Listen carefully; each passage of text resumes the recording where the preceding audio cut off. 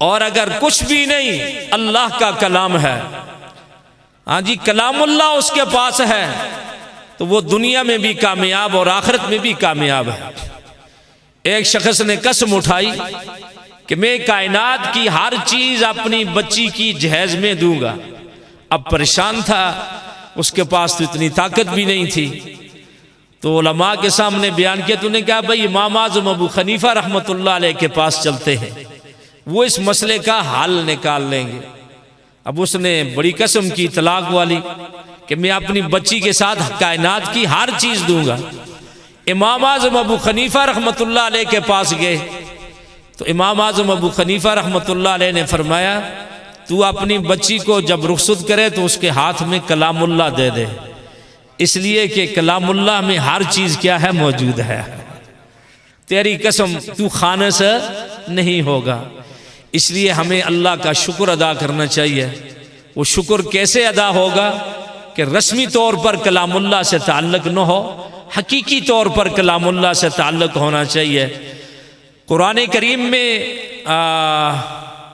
6666 آیات ہیں، اور ان میں سے غالباً 55 تک 100 تک آیات جو ہیں اس میں عبادات باقی چیزیں ہیں، اور باقی 5000 کچھ اس میں زیادہ تر معاملات ہیں، اخلاقیات ہیں، سیاسیات ہیں، ان چیزوں کا کیا ہے ذکر ہے۔ اس لیے ہمیں اپنے اخلاق درست کرنے چاہیے، ہمارا کردار درست ہونا چاہیے۔ ہاں جی اشخاص جو بنتے ہیں، شخصیتیں جو بنتی ہیں، اس وجہ سے نہیں کہ بڑی قوم والا ہو، بڑے باپ کا بیٹا ہو، نہیں، کردار اچھا ہوگا، اخلاق اچھے ہوں گے، معاملات اچھے ہوں گے تو انشاءاللہ وہ شخصیت ابھر کر آئے گی۔ اس لیے ہمیں چاہیے کہ ہم کلام اللہ کی اس طرف آئیں، اس کے اندر حقوق العباد کا کتنا ذکر ہے۔ ہاں جی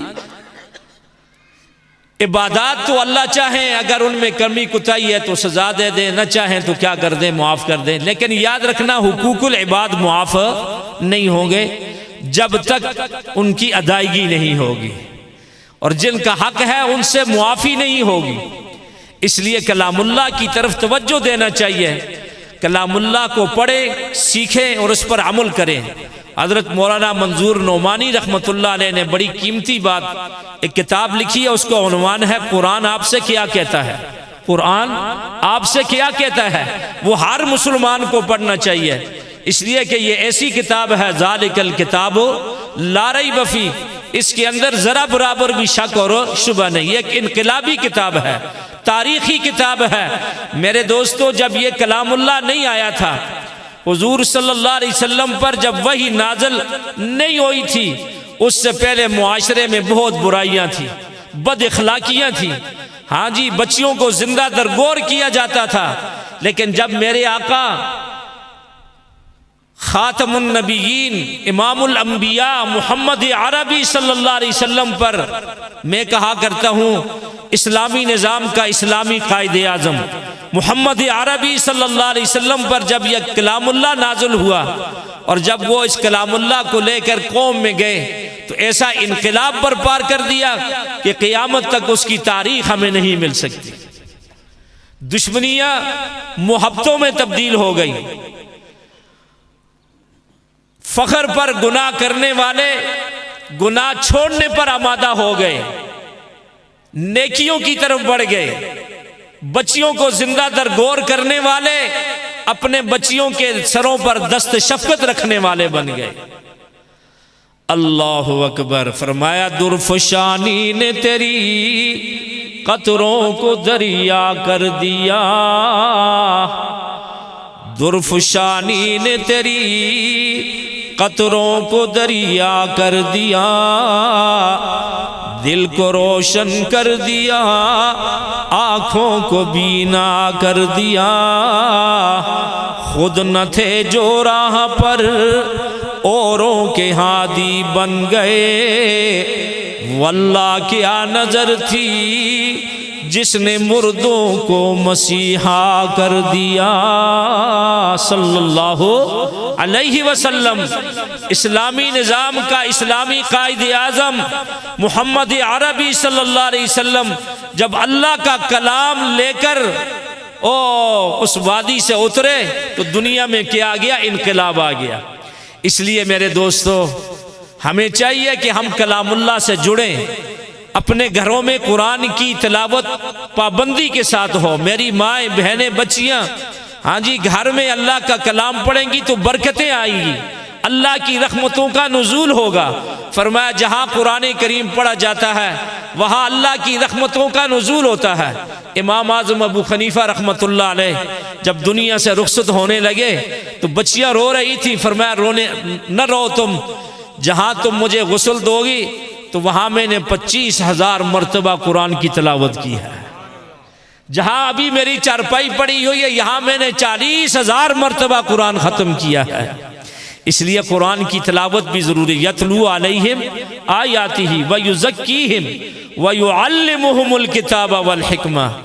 جی قرآن کریم کو تلاوت پابندی سے اور قرآن کریم کا لفظی ترجمہ اور اس کی تفسیر یہ ہر مسلمان کے لیے کیا ہے؟ ضروری ہے، تاکہ وہ قرآن پڑھے اسے پتہ لگے کہ بھائی قرآن مجھ سے کیا مطالبہ کرتا ہے، قرآن مجھے کیا کہتا ہے۔ رسمی طور پر قرآن کی تلاوت نہیں ہونی چاہیے۔ جی آج مسلمانوں میں یہ چیز بہت زیادہ ہوگی، رمضان آ گیا تو قرآن لے لیتے ہیں، بس رسمی طور پر تلاوت ہوتی رہتی ہے، یا کوئی ختم کی ضرورت پڑتی ہے تو قرآن پاک کا ختم کروا لیتے ہیں، یا کوئی پریشانی آئی تو آ کر کہتے ہیں ارے جی قرآن کریم کی کیا کراؤ جی؟ ختم کراؤ۔ نہیں، اللہ اکبر، حقیقی طور پر قرآن سے تعلق ہونا چاہیے۔ آج ہم رسموں میں آگے ہیں، قرآن رسمی نہیں، یہ اللہ کا حقیقی کیا ہے؟ کلام ہے۔ جی اسی لیے تو حضور علیہ السلام نے فرمایا نا ادبوا اولادکم 3 خصال، فرمایا اپنی اولاد کو 3 خصلتیں سکھاؤ، حب نبیہ و اہل بیتہ و تلاوت القرآن۔ جی حضور علیہ السلام کی محبت اور حضور علیہ السلام کی شان تو اللہ نے قرآن میں بیان فرمائی نا جی، صحابہ اور اہل بیت کی شان قرآن میں بیان فرمائی۔ اب ایک آدمی تاریخ تو پڑھتا ہے، قرآن کے قریب نہیں جاتا تو وہ صحابہ اور اہل بیت کے بارے میں اچھا خیال نہیں رکھتا۔ اس لیے حضرت والد صاحب رحمۃ اللہ علیہ کے استاذ حضرت قاضی نور محمد صاحب رحمۃ اللہ علیہ فرمایا کرتے تھے کہ تاریخ کو ہم قرآنی اشاروں پر قربان کر دیتے ہیں۔ جی مسلمان کے پاس اصل کتاب کیا ہے؟ کلام اللہ ہے، قرآن کریم ہے۔ قرآن پڑھو گے تو اللہ سے تعلق مضبوط ہوگا، انبیاء کرام کی عظمت، عقیدت، احترام، ادب دل میں آئے گا۔ قرآن سے تعلق پیدا کرو گے، صحابہ اور اہل بیت سے محبت پیدا ہوگی، قرآن والوں سے محبت کیا ہوگی؟ پیدا ہوگی۔ اور جب ان سے محبت پیدا ہوگی، عقیدت ہوگی، ادب و احترام ہوگا، انشاءاللہ پھر دنیا کی کوئی طاقت ہمیں قرآن سے دور نہیں کر سکتی۔ اس لیے میں اپنے تمام بزرگوں سے، نوجوانوں سے یہ عرض کروں گا، ٹھیک ہے آپ بچوں کو عصری علوم بھی پڑھائیں، جی اس سے ڈاکٹر بنیں گے، انجینئر بنیں گے، زراعت کے ڈاکٹر بنیں گے، اس کا تعلق میرے اور آپ کے جسم کے ساتھ ہے۔ اللہ نے میرا اور آپ کا جسم 2 چیزوں سے بنایا، ایک ہے جسم اور ایک ہے روح۔ جسم بنا مٹی سے، اور جسم کی نشو و نما کے لیے غذا کی ضرورت پڑی تو اللہ نے غذا کا انتظام بھی مٹی میں فرما دیا۔ اور جسم جب بیمار ہوتا ہے ڈاکٹر اور طبیب کے پاس جاتے ہیں تو وہ ہمیں جو دوائی دیتا ہے وہ بھی جڑی بوٹیوں سے بنی ہوئی ہوتی ہیں، ان کا تعلق بھی زمین کے ساتھ ہوتا ہے۔ اور دوسری چیز جو میرے اور آپ کے جسم کو کارگر بنانے والی ہے وہ کیا ہے؟ روح ہے۔ روح آسمانوں سے آئی، روح کی غذا کی نشو و نما کے لیے بھی غذا کی ضرورت ہے۔ اللہ نے روح کی غذا بھی آسمانوں سے نازل فرمائی، وہ ہے قرآن کریم ہے۔ بعض لوگ کہتے ہیں نا کہ روح کی غذا کیا ہے؟ موسیقی ہے۔ لعنت اللہ علی الکاذبین، روح کی غذا موسیقی نہیں، روح کی غذا کیا ہے؟ کلام اللہ۔ اللہ کا کلام پڑھو گے روح کو تر و تازگی ملتی رہے گی، روح بڑھتا رہے گا، یہ مر کر بھی انشاءاللہ مرے گا نہیں، یہ کیا ہوگا؟ زندہ رہے گا۔ جی اس لیے قرآن سے تعلق پیدا کرو۔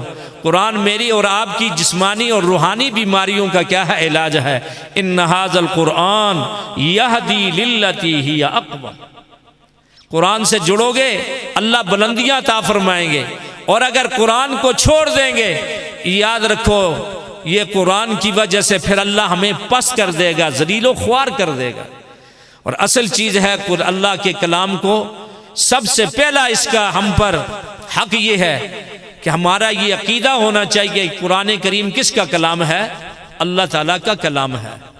ہاں جی، پھر اس کے بعد قرآن کریم کی تلاوت، قرآن کریم کے معنی اور مطالب کو سیکھنا، اور پھر قرآن کریم کی اشاعت کرنا، جس طریقے سے بھی ہو قرآن کریم کو پھیلانا۔ شیخ الحدیث و تفسیر امام الانبیاء حضرت مولانا عبداللہ درخواستی صاحب رحمۃ اللہ علیہ فرمایا کرتے تھے، لوگوں ہر گلی میں، کوچے میں، چوراہے میں مکتب بناؤ، قرآن کا مکتب بناؤ، تاکہ مسلمانوں کے بچے قرآن سے جڑیں۔ اس لیے میں یہ عرض کر رہا تھا کہ بے شک آپ ڈاکٹر بنے، انجینئر بنے، اللہ آپ کو اس سے زیادہ ترقیاں عطا فرمائے، لیکن اصل ضرورت، وہ تو ضرورت ہے، مقصد کیا ہے؟ کلام اللہ ہے، دین ہے، ایمان ہے۔ اس سے جڑیں گے ہمارا ایمان محفوظ رہے گا، ورنہ ہمارا سب کچھ کیا ہو جائے گا؟ رسمی ہوگا، ایمان بھی، قرآن بھی، سب کچھ کیا ہوگا؟ رسمی ہوگا۔ تو میرے دوستو، ان مجالس کے انعقاد کا مقصد یہ ہوتا ہے کہ لوگوں کو ایک ترغیب پیدا ہو جائے، مسلمانوں کے بچے قرآن کریم سیکھیں، قرآن کریم سنیں۔ قرآن کریم بغیر معنی اور بغیر سمجھ کے بھی اگر سنو، اس کی تب بھی کیا ہے؟ تاثیر ہے۔ جب وہ دل کے کانوں سے سنیں گے تو انشاءاللہ قرآن کریم ہمارے دل میں اترے گا، اور پھر وہ اپنی تاثیر دکھاتا ہے۔ حیات الصحابہ میں آپ پڑھیں، صحابہ اکرام جب قرآن کریم پڑھا کرتے تھے تو لوگوں کی دل کی دنیا کیا ہو جاتی تھی؟ تبدیل ہو جایا کرتی تھی۔ اللہ آج ہمیں بھی ایسا ہی قرآن کریم پڑھنے کی توفیق نصیب فرمائے۔ تو قرآن کریم کے جو ہم سے مطالب ہیں ان کی طرف ہمارے اخلاق اچھے ہوں، عادات اچھے ہوں، کردار اچھا ہو، میری مائیں بہنیں بچیاں پردے کی کیا ہوں؟ پابند ہوں۔ قرآن کریم میں اس پر زیادہ کیا ہے؟ زور ہے۔ کیوں کہ پردہ جو ہے یہ عورت کے لیے کیا ہے؟ زینت ہے، اور عورت ایک قیمتی جوہر اور موتی چیز ہے۔ اصلی چیز کو، قیمتی چیز کو لحاف میں لپیٹ کر الماری میں رکھا جاتا ہے، گندی نالیوں میں نہیں پھینکا جاتا۔ آج ہمارے معاشرے میں میری ماں اور بہن کو ننگا کر دیا ہے۔ کوئی چیز بھی دیکھو، بڑے بڑے فوٹو لگے ہوئے ہیں بازاروں میں، عورت کی تصویر لگی ہوئی ہے۔ اللہ کے لیے اس لعنت کو چھوڑو، پردے کی طرف آؤ، اپنی اولاد کو پردہ سکھاؤ۔ یہ قرآن کریم کے احکامات ہیں، قرآن کریم کو سیکھو تاکہ ہمارے دلوں میں قرآن کی نورانیت پیدا ہو جائے۔ تو میں اپنی طرف سے اتحاد القرآن العالمی کی اس تنظیم کو تہ دل سے مبارکباد پیش کرتا ہوں، اور امید ہے کہ انشاءاللہ یہ سلسلے کو جاری اور ساری رکھیں گے۔ انشاءاللہ جس قدر بھی تعاون ہوگا اس کار خیر میں انشاءاللہ ان کے ساتھ بھرپور انشاءاللہ تعاون کریں گے۔ قاری محمد سمان صاحب نے بہت، اسی طرح مولانا صدیق شریفی صاحب بار بار فون، تو میں رات کوٹے سے چلا بھی یہاں 12 بجے پہنچا، گھر بھی نہیں گیا، لیکن میں اس پر اللہ تعالیٰ کا شکریہ ادا کرتا ہوں کہ اللہ رب العزت نے مجھے ایسی بابرکت محفل میں آنے کی توفیق نصیب فرمائی۔ اللہ میرا اور آپ کا آنا بیٹھنا اپنے دربار میں قبول و منظور فرمائے۔ اللہ ہمیں قرآن کے ساتھ تعزیز، جب تک میرے اور آپ کے جسم میں روح ہے، ہاں جی، اس قرآن کے ساتھ ہو۔ اور یاد رکھنا، جب دنیا سے جائیں گے قبر میں بھی یہ قرآن ساتھ ہوگا، میدان محشر میں بھی قرآن ساتھ ہوگا۔ جنت میں کوئی عبادت نہیں، کوئی عبادت نہیں، وہاں اللہ رب العزت اہل جنت والے اس طرح سامنے بیٹھے ہوں گے، ہر نبی کی کرسی ہوگی، اس کے پیچھے اس کے امتی ہوں گے۔ اللہ تعالیٰ فرمائیں گے، او میرے بندو، او جنتیو، دنیا میں قرۂ اعظام قاری محمد زمان صاحب تم قرآن پڑھتے تھے، لوگ سنا کرتے تھے، آج میں اپنے کلام اللہ کی خود تلاوت کروں گا، تم سنو گے۔ ہاں جی، تو پھر رب العالمین قرآن کریم کی تلاوت فرمائیں گے، الرحمن علم القرآن خلق الانسان علمہ البیان۔ اللہ نے مجھے اور آپ کو جو پیدا کیا ہے تو اپنے کلام اللہ کے لیے پیدا کیا ہے۔ تو ان مجالس کے انعقاد کا مقصد ہی یہی ہوتا ہے کہ لوگوں کے سامنے ایک کارگزاری سامنے لائی جائے کہ یہ لوگ فضول نہیں ہیں، تمہارا مال، تمہاری اولاد ضائع نہیں ہوتی، ان کو قیمتی بناتے ہیں۔ ہاں جی، قرآن کریم سکھاتے ہیں۔ تو قرۂ اعظام ہمارے مہمانان گرامی تشریف لا چکے ہیں، انشاءاللہ وہ آپ کے سامنے تلاوت کریں گے۔ میری آپ سے یہ گزارش ہے کہ دل کے کانوں سے سنیں اور یہ نیت کر کے اور یہ دعا کر کے سنیں کہ اللہ اس قرآن کا نور ہمارے سینوں میں اتار دے۔